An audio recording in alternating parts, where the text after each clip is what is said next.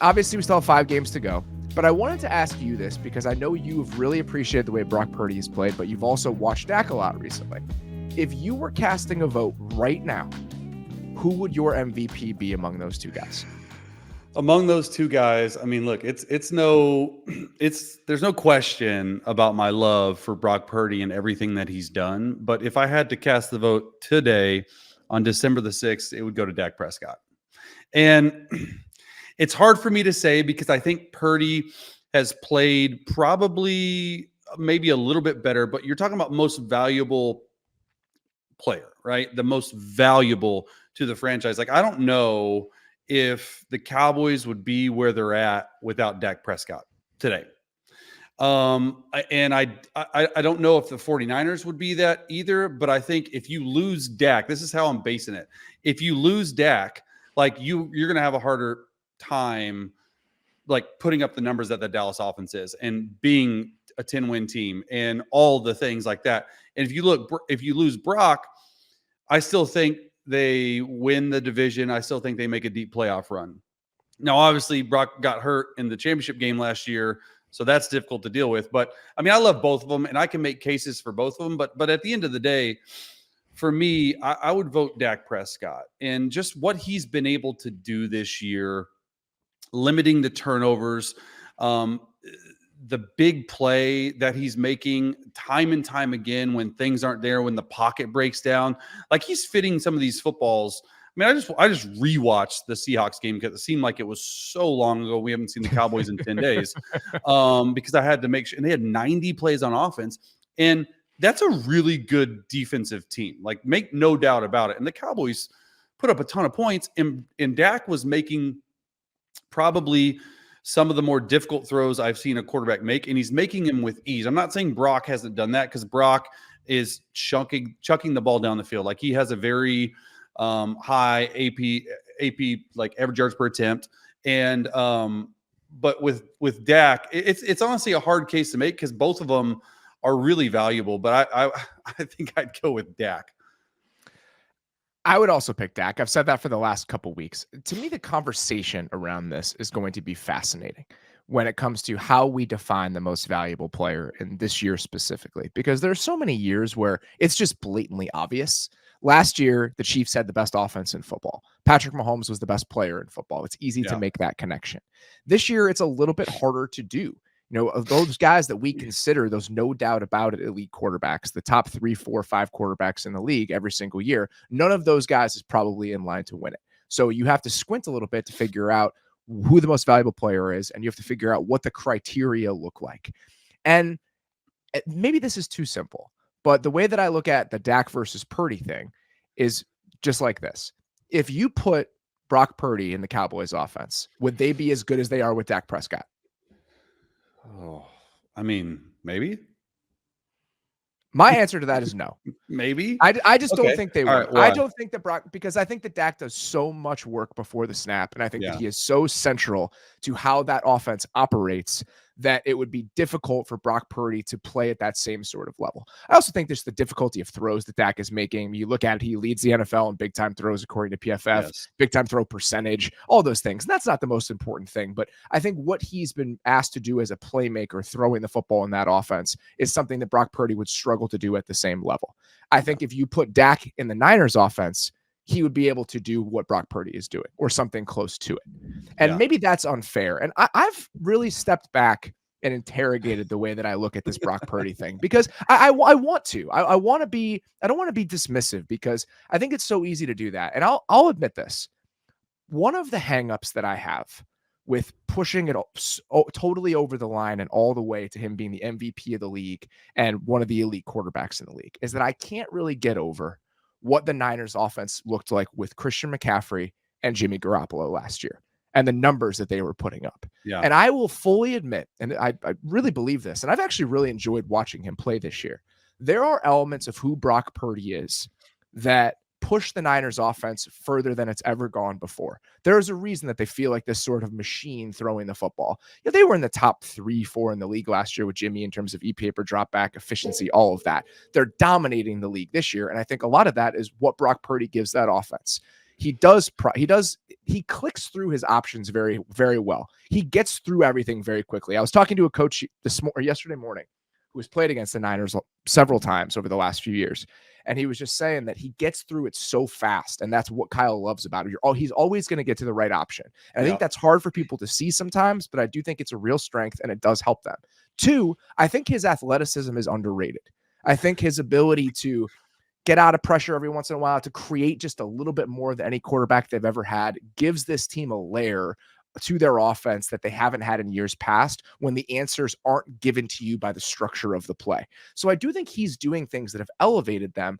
I just think that his skill set and what he provides is less unique than somebody like Dak Prescott. Does that make him less valuable in this conversation? I don't know.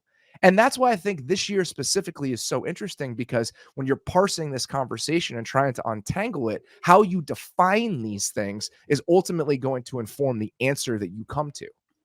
Yeah. I mean, and the thing with Brock, like I would push back on it a little bit because, you've studied the film, but when you actually study it from a football mind, football coach, and that's when I study film of people, I try to look at it not from a media standpoint, even though that's what I am right now.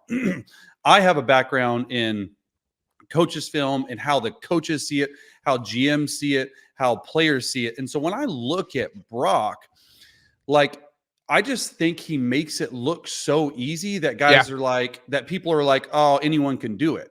And I would push back on that, because that's the number one thing that I see with Brock is how quickly he gets through it. So the mental aspect of the game, he's actually owning that offense. Like, I wouldn't say Jimmy Garoppolo necessarily owned that offense. I'm actually seeing more and more now that Brock is getting to different audibles, that Brock is checking protections, that Brock, so he's only in his second year, right? Yeah. Like that's the thing about Dak. Dak's in his 8th or 9th year, and Dak's had some other good years with him, but this easily is Dak's best year.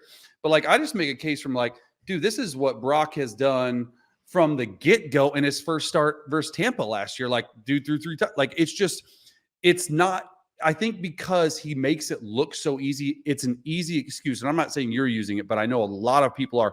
It's an easy excuse to say, oh, it's just Shanahan's scheme.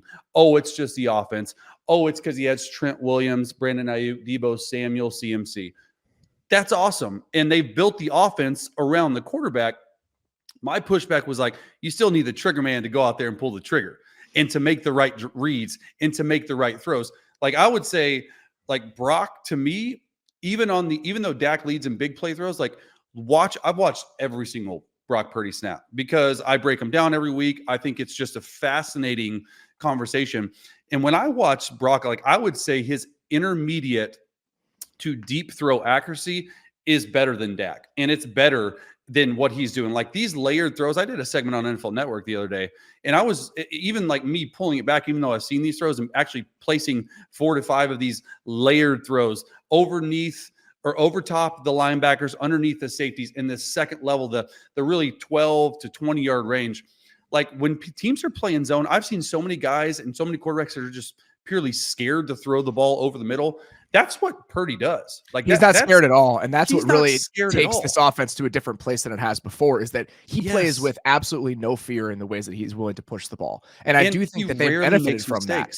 Yeah. And he rarely makes mistakes. That's what I like. Like, I would say, like, Dak, up to this point in his career, like last year, it was the turnovers, right? He was constantly turning the ball over. And some of those, the 15 or 16 picks, like half of those were tipped. It happens. Okay. It still falls on your resume.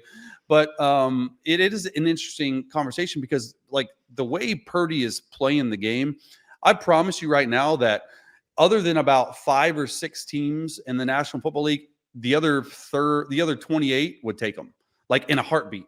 And just what he's been able to do. And I think he would be successful in those offenses. Like, I just don't think that's what I'm not sure about. See, that's what I'm not sure about. I think he has done, and here I want to be clear about this. There have been times where I've been very dismissive of him and just said half the league could do what he's doing in that situation. I believe that number is smaller than I did a couple months ago based on the way that he's played. What's actually very funny is I think that the game he played against the Eagles that last week, being the game that has vaulted him to the top of the MVP rankings, is very funny because I think he has shown so much more in other games over the last 6 weeks than he did in that game on Sunday. There's 30 million people watching though, you know, so exactly. That's why. Of course. That's how all of this works. He made some nails throws, 3 or 4 of them that were huge moments in the game. That 3rd and 7 to IU. The 3rd and 7, dude. The 3rd and 7. Like, you want to talk about getting through progressions. Okay, I'm trying to explain, and I broke this down in detail, and I just want to let the viewers know from a quarterback, like, he's sweeping the board. It's a sweep the board read, okay? You have an out route to Kittle. He's number 1 on the read, a little option route. He breaks out, not open. You have a corner route on top of him, not open. Then you have Jennings coming in on a 5-yard end. He gets to his 4th read to the field on 3rd and 7 against probably one of the top corners in the league. And it's not only to get through his progression quickly and knowing that he needs to get to his 4th read, but throwing an out route late to the field against one of the Pro Bowl corners in the league, and is able to have the arm strength and arm creativity to bring him downhill like this. Like, when I saw that live, I'm like, oh my gosh. Like, I didn't realize he got through his 4th read, but I'm like, he's throwing it late. Oh my gosh, great throw. Perfect. And that like helped them get rolling. But I'm glad you brought that up because that 3rd and 7 throw was insane. That was against the blitz. They brought 5. It wasn't like an overwhelming blitz. I think it was just like 5 down linemen, which the Eagles do a decent amount. But they brought 5 on that play. And what he has done against the blitz this year, to me, is one of the areas that he's really stood out because it's not necessarily within the structure or something schemed up. He's finding where he needs to go with the ball. They are number 1 in the league in EPA per dropback against 5 or more rushers by far. There's a bigger gap between them and the Chargers at number 2 than there is between the Chargers and the Eagles at 11. And that's how good he's been in those situations. And I think that's really where he shined. I think that the number of people who could do what he's doing is smaller than I used to. I still think that if you dropped him into a different offense, I don't know how well he would play. I truly don't. Is that because of his skill set or because of you think that the offensive scheme that he runs is so good? I think his skill set is tailored to do very well within the offensive scheme that they run. And I don't think he should be penalized for that. Because I don't think he would be a top 10 quarterback and all of these advanced metrics that we have, or a top 8 quarterback, whatever number you want to throw on it. If you dropped him into the Raiders offense the way that Jimmy G was, or any sort of mediocre offense, should that discredit how well he's running the system that they're using right now? Because I don't know how many guys could do it to this level. So that's why it's so interesting to me. Should the MVP be given to a person who is running his system the best, even if he couldn't do this hypothetically in worse circumstances? Or should we play the game where if we swapped those 2 guys, one would do just as well as the other in the Niners circumstances, and Purdy would do worse if he was dropped onto the Cowboys, in my opinion? I don't know the answer to that. That's why this year in this discussion, I think, is so interesting. Yeah, I mean, the biggest thing, like, I go back to it, and there's some other, like, Jalen Hurts is up there. Do I think he's the MVP right now? No. And there's some other quarterbacks, but in my opinion, it's a 1-2 race right now with Dak or Brock. And I just have to remind myself and remind viewers that MVP, the most valuable player, forget everything we're talking about. At the end of the day, these voters are going to vote for the best team, and it's probably going to be the quarterback who has good numbers on that team. It's a quarterback award. That's just what it is. That's what it is. So if Dak ends up going and they get the 1 seed, like, he's probably going to win the award, bro. Like, bottom line, like, he's America's team. It hadn't happened in a long time. Okay. Did Tony Romo ever win an MVP? No, God, no. No. So when was the last? I mean, I have no idea. And this is totally unscripted. I'll be interested to know the last time a Dallas Cowboys quarterback, if ever, has won the MVP, because they're America's team. Like, make no mistake about it. If Dak goes and gets the 1 seed and they're winning and they win against Philly this Sunday, like, he's going to be the front runner, and it's not even close. Now, if Purdy were to go up there and they're able to get the 1 seed and they run the table, he's going to win the award. Like, it's not going to be CMC. It's not going to be Debo. It's not going to be Ayuk. It's not going to be Trent Williams. Like, all these people out there on all these talk shows are saying, well, he's the 4th most valuable person on his team. Bro, what? Just because he's the 4th best person on his team at his position doesn't make him the most valuable. He's the 4th most valuable. But like, I'm with you on that. By the way, there's only one Dallas Cowboy ever that has won MVP. Yeah, who? Emmitt Smith.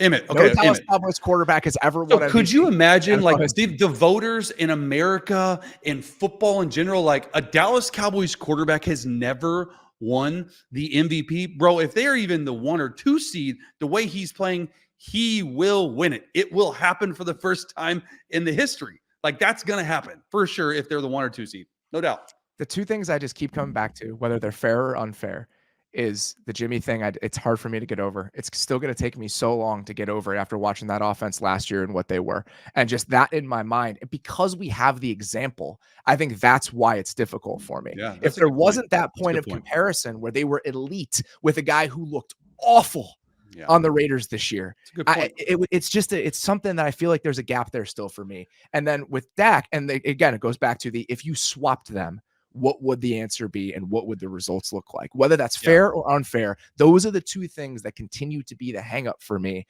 And I think they'll continue to be. And part of me just hopes that Dak continues to play at this level and it makes it easy for everybody as we get to the end. Oh, 100%. Well, and this isn't scripted, but I have a question for you because I know you're like really into like breaking down everything. If the Dallas Cowboys and Brock Purdy and the San Francisco 49ers, like Dak and Purdy, if they both fall off and they get, they just don't play as well down the stretch, like who is your dark horse MVP that could actually set up shop to like go and win it? Because I'm always interested to hear, like, of course it's Dak and Purdy. Those are the favorites. And don't tell me Jalen Hurts because I don't think he's going to win it. Like who would you love to see win it? Because we talk about all these quarterbacks. Is there someone else? Is there a different position? Do you have someone else in mind? What's your thoughts on that? I think that if the Ravens go on a huge run and they like win out potentially, I think that Lamar could be in that conversation. Lamar, going back to, we did the midseason awards like week 10 or so, and we were talking about the MVP. And at that point, I gave it to Josh Allen because I thought that Josh Allen was playing at extremely high level. They were unlucky on offense. It was a lot of turnovers and it was so muddled. And if you looked at a lot of the metrics and again, just eye test with the way that he was playing, in my mind, I was like, I think that guy's the most valuable player in the league. Their offense has still been really good and he's so central to their success that I would be tempted to give it to him. I think that has since changed in large part, not because Josh Allen's playing worse, but because of what Dak has done to rise in this conversation. But the other guy I mentioned in that discussion I was like, I think Lamar is playing about as well as any other quarterback in the league, but the numbers aren't there. Like the passing volume and just some of the counting stats that you need. I thought the process for him game in and game out was so incredibly strong and the level that he was playing at, but there were just a couple things where like, he doesn't clear the bar in this area to get there. So I think that he's still playing at a super, super high level. And if one or two things shift, is he going to be in that conversation? And then the other guy I would say, and I just don't think it's ever going to happen. I don't think it should happen in the modern NFL, but Tyreek Hill's name should be mentioned when we discuss this. 100% because of the year that he's having. Yes. Like he's going to have 2,000 yards. He's going to get it. Like McDaniels is going to get him 2,000 yards, and it's never been done before. Like he's going to have set the record, dude. That's what it is. Like the MVP is a quarterback award. Like it just is what it is. It should maybe an edge rusher. It's hard to be the most valuable player if you're not a quarterback, and it's the most important position in all of sports. Like we know we agree on that. But yeah, I mean, I'm glad you said Lamar because I think Lamar needs to get his flowers, and I do think that he just plays in a market. Right, Baltimore, like you don't see him on national TV every week. We haven't seen him in a week. We saw him last time against LA, and he put up 150 yards passing. But I do think like his overall like body of work, right? And if they keep winning, and if they're able to squeak out and get the 1 seed, like I do think he needs to be in the conversation for sure. Two guys that had huge questions about their offensive infrastructure coming into the season: Lamar Jackson and Dak Prescott. Lamar, they go out and get Todd Monken, and this is kind of a hey. We're going to get you some pass catchers. We're going to get you a modern offensive coordinator. We're going to pay you $50 million a year. What do you have now? Lamar's answer to that has been about as good as you could have hoped for if you were a Ravens fan and a member of the Ravens organization. Same goes for Dak Prescott. Mike McCarthy comes in to overtake play calling. Dak is up for a contract extension this offseason. There are real questions about like, okay, this thing that we've built with Mike McCarthy, Dak Prescott at the helm, how far can we take this thing? Are we going to run out of road for this current model of who the Dallas Cowboys offense is? And for Dak and Mike McCarthy to rise to a completely different level and kind of shatter the ceiling, at least temporarily, that it don't matter until they do it in the playoffs. But at least right now, they have shattered the expectations and the ceiling for what this offense can look like in the short term. And I just think that's so cool when you have these guys for whom there are real questions. Like Lamar's offensive coordinator got fired because they hit a roadblock. Yeah. Dak's offensive coordinator got fired because they hit a roadblock. And for both of those guys to come through this year and show us a new, improved, elevated version of themselves as passers, it's been one of my favorite things to watch in the league this year. Yeah. Yeah. And I think with Lamar too, like people forget he got so much scrap, man, about how he didn't have an agent and how he was holding out and how he was doing it himself. And now look at it. Like it was all worth it, man. It was all worth it. And then you go to the other side of the spectrum, which you were saying with Dak, market right now. Wednesday, December 6th, Dak Prescott will be the highest paid player in NFL history come this offseason. It's going to happen. He's already, I don't care what he's done. He's played into it. He's up for a contract extension. He's going to be the highest paid player. He is. Would you feel comfortable giving them that contract if you were the Cowboys? Yeah. Yeah. I think he's shown it. Okay. I'm with you on that. In 2 years, would you be comfortable giving him that contract? Would you be comfortable giving Brock Purdy that contract when he's up for it? Oh, I mean, you know, I don't know. That's a great question. I think that he has to continue to prove. If he continues to prove that he's within that system and is able to do that, yeah. I mean, I just think that's how quarterback contracts are going. Shoot, by the time Brock Purdy's up for a contract, like they got him, he's got to be making less than $1 million, right? Like, oh yeah, got him on such a steal. It's like 700 or something. But could you imagine like going from $750,000 to, I mean, in 2 years, the highest paid contract will be $62 million for a quarterback. Brock Purdy going from 700,000 to 60 million. I'm here for it. Do you think that your hesitation in that answer compared to how you answered for Dak should play into how you look at the MVP race right now? No, and Dak has 8 years of body of work and proven time and time again that he can, in some years, carry a team no more better than this year. So I've seen what Dak has done over a 7-8 year period. And he's already been paid, and he's the Dallas Cowboys. Jerry Jones loves to pay guys. Like, let's just be real. He's going to get paid. Now, with Brock, we have, I mean, how many games did he play? 20 total? 22, maybe something like that? So yeah. Maybe less. The sample size, maybe less. The sample size is a lot less.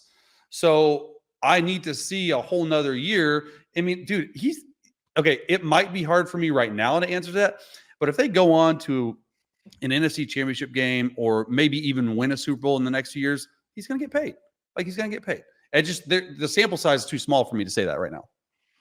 I'll be fascinated by everything that happens when we start talking about that. Could you imagine, though, like the haters? Because Brock Purdy has a ton of haters. Could you imagine the haters out there and all the clowns that would say, you just paid Brock Purdy $60 million? Like, it would go on forever. Like, people would be besides themselves. Because it's literally the thing about Brock that's so fascinating to me as a player and as an evaluator of talent and knows what I'm seeing is you draw a line in the sand, 50% are going to hate him and 50% are going to love him. There's no in between, dude.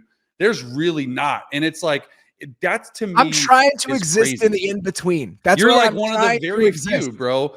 Like, okay, 49 and 49 and a half, and you're the 0.5% right in the middle. Because I really do appreciate a lot of the things he's done, but I think some of those bigger questions, I don't think we should ignore. And I know you would pay him. I think a lot of other people, when presented with that, coaches that I've talked to, other people, they're like, would you give that guy $55-60 million? Is that the level that he's playing at? Is that how central he is to his team's success in the long term? I think there are more questions about that than there would be for the top 7, 8, 9 quarterbacks in the league. And I think that's a fair question. That slight hesitation and that doubt, should that color the way that we're having this discussion? And I don't know. I really don't know. And I think that's why it's been such an intriguing discourse, discussion, conversation. So Over what the would last he year have will to continue do? be. What would he have to do to not only get you to be a full? Because I know you believe and you're still in the middle. Like, what would that's I my believe question. he is running the What would you offense have to do? extremely well. It's hard to say because I almost think that you would have to take away some of those pieces just for me to understand what he is in different circumstances. But that's not possible, right? Well, Like we're never going to see and that. in the whole point of an offense and a team to build around the quarterback, like I don't care who you are, if you don't have good players around you, you're not going to win. You're not going to put up good numbers. Like you're only as good as the 10 other people around you, right? So like my question to maybe not you, but 10 other everyone, it's people like are how do better. you? Yeah, well, because that's give credit to John Lynch and Shanahan for doing that because they're building it the right way. I just think that what they have built there is so dominant and is so hard to defend that it's difficult to properly understand how much the quarterback drives that success. And again, I go back to what they looked like in that very small sample with Jimmy Garoppolo last year after the McCaffrey trade. All of the different levers that they can pull, I think that's the problem. And if they do end up paying him $60 million a year, can you afford all of those other pieces? What does the offense look like when that contract gets handed out? And if the other things start to deteriorate, if you can't afford to keep a Brandon Ayuk, hypothetically, if you have to let go of a Deebo Samuel because you pay Ayuk next year, all of those hypotheticals that are waiting 1, 2, 3 years down the road, what does he look like in those circumstances? Do the Niners want to find out after giving him that contract? We've got some time before we have to tackle all of this. Because the MVP conversation has been so naughty this year, I find myself defaulting to some of those conversations and some of those big picture questions in order to untangle this a little bit. Yeah.